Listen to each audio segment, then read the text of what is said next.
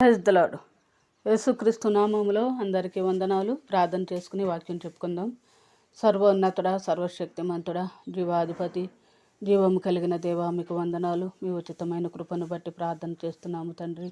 ప్రార్థన మీరు ఆలకించి ప్రార్థనకు ప్రతిఫలం దయచేయండి. మీ కృపతోడుగా ఉంచండి. మంచిగా వాక్యము వివరించే జ్ఞానాన్ని మీరే దయచేసి మీ కృపతోడుగా ఉంచి నడిపించి బలపరచమని యేసునామములో అడిగి వేడుకొంచున్నాము తండ్రి. ఆమేన్.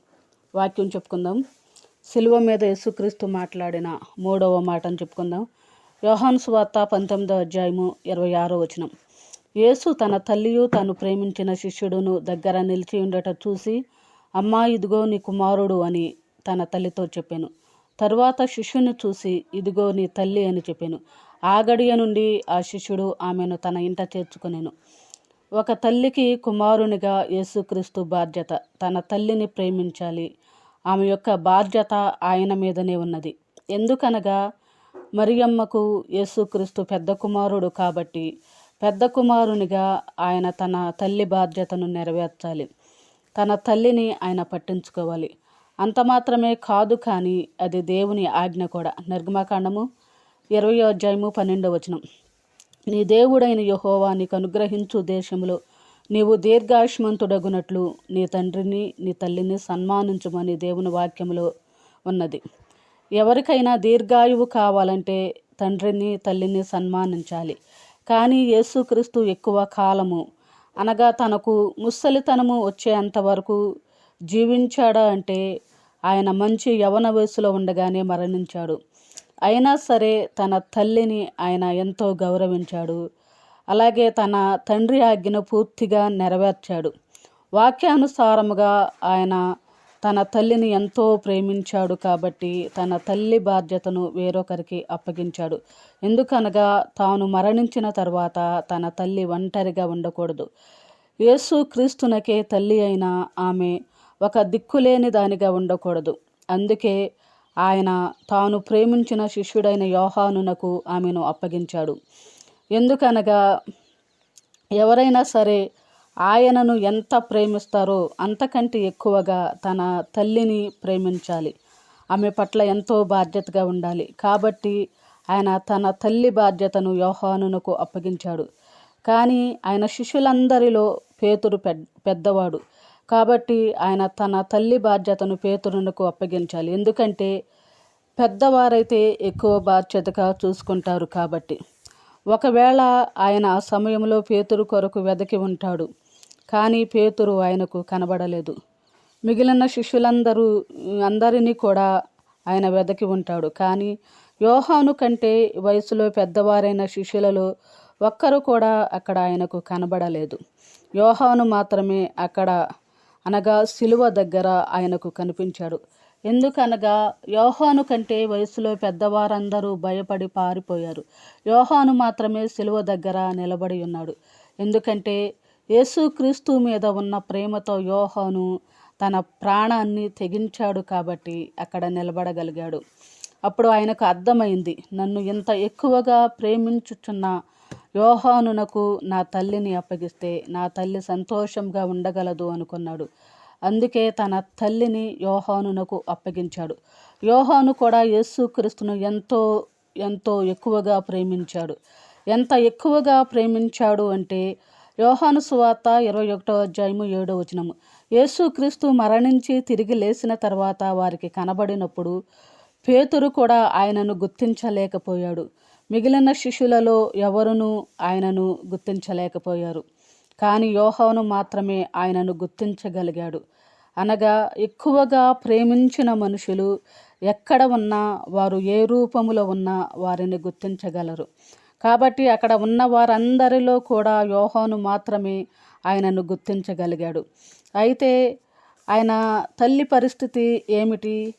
తన కుమారుడు తన కన్నుల ముందు భయంకరమైన మరణ వేదనను భరించుచూ ఉంటే ఆ తల్లికి అది ఎంతో భయంకరమైన వేదన. ఒకవేళ ఆ తల్లి తన కుమారుని గూర్చి తన పేగులు తరుగుకొని పోయేలాగున ఆమె రోదించుచూ ఉన్నదేమో. కానీ ఆ సంగతి ఆమెకు ముందుగానే చెప్పబడింది. లూకా సువార్త 2వ అధ్యాయం 35వ వచనం. సుమయోనను వ్యక్తి మరియతో నీ గర్భములోనికి ఒక ఖడ్గము దూసుకొని పోవునని చెప్పాడు.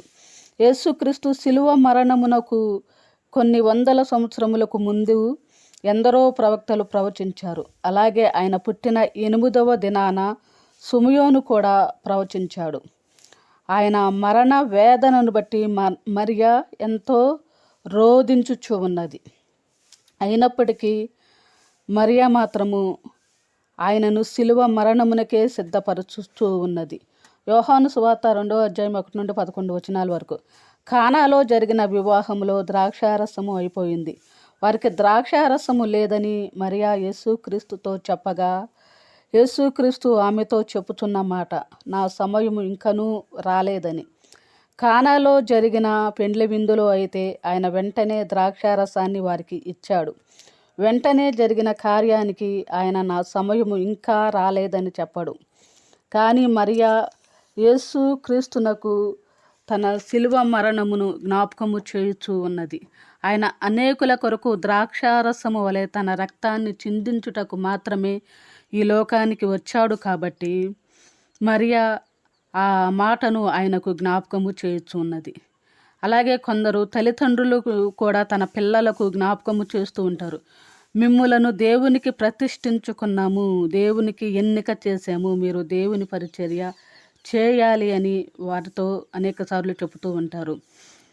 అలాగే కానాలో జరిగిన పెండ్లి విందులో ఒక ప్రత్యేకత ఉంది. మంచి ద్రాక్షారసము పోయబడింది. తరువాత కూడా అంతకంటే శ్రేష్టమైన ద్రాక్షారసము పోయబడింది. ప్రతి చోట జరిగే వివాహాలలో 2 రకాల ద్రాక్షారసాలు పోయబడతాయి. మంచి ద్రాక్షారసము, అలాగే జబ్బు ద్రాక్షారసము. కానీ కానాలో జరిగిన పెండ్లి విందులో జబ్బు రసానికి అవకాశము లేదు. మంచి ద్రాక్షారసము పోయబడింది. తరువాత కూడా మరీ శ్రేష్టమైన ద్రాక్షారసము మాత్రమే పోయబడింది. కానాలో జరిగిన పెండ్లి విందు పరమ కానానులో జరగబోయే పెండ్లి విందుకు గుర్తుగా ఉన్నది. ఇది లోక సంబంధమైన పెండ్లి విందు కాదు. పరమ కానానులో వరుడైన యేసుక్రీస్తునకు ఆయన రక్తములో కడగబడిన సిద్ధపడిన కన్యకలకు జరగబోయే పెండ్లి విందు. లోక సంబంధమైన పెండ్లి విందులోనైతే ముందు ద్రాక్షారసము పోస్తారు. జనులు మత్తుగా ఉన్నప్పుడు జబ్బు ద్రాక్షారసము పోస్తారు. కానీ పరమకానానులో జరగబోయే పెండ్లి విందులో మాత్రము జబ్బు రసానికి అవకాశమే లేదు, అనగా కల్తీ లేదు. పరమకానానులో జరగబోయే పెండ్లి విందులో ఎవరు ఉంటారు అనగా వరుడైన యేసుక్రీస్తు మాత్రమే ఉంటాడు. అలాగే ఆయన రక్తములో కడగబడిన సిద్ధపడిన కన్యకలు మాత్రమే ఉంటారు. ఈ లోకములోనైతే అపవాది మనుషులను కల్తీ చేయాలని చూస్తాడు. కానీ అపవాది పరమకానానుకు చేరలేడు. కాబట్టి పరమకానానులో మంచి ద్రాక్షారసము అనగా శ్రేష్టమైన ద్రాక్షారసము మాత్రమే పోయబడింది. కానీ అక్కడ జబ్బు రసానికి అవకాశమే లేదు. మంచి ద్రాక్షారసము అనగా అనేకుల కొరకు చిందించబడిన యేసుక్రీస్తు రక్తము. కాబట్టి ప్రతివారు కూడా యేసుక్రీస్తు శిలువలో కార్చిన రక్తములో తమ పాపములను కడుగుకొని సిద్ధపడిన కన్యకల వలె సిద్ధపడాలి. పరిశుద్ధతను కాపాడుకోవాలి. వారికున్న సాక్ష్యాన్ని కాపాడుకోవాలి. వరుని కొరకు సిద్ధపడిన వధువు సంఘము మాత్రమే వరుడైన యేసుక్రీస్తును ఎదుర్కొని ఆనందించగలదు. అలాగే యుగ యుగాలు కూడా ఆయనతో కలిసి సంతోషముగా జీవించగలదు. కాబట్టి సంఘము అనబడిన కన్యకలు ఆయన శరీరము తినాలి, ఆయన రక్తము త్రాగాలి. ఆయన శరీరము తిని ఆయన రక్తము త్రాగేటప్పుడు ఎవరికి వారు వారి జీవితాలను పరీక్షించుకోమని దేవుడు చెప్తున్నాడు.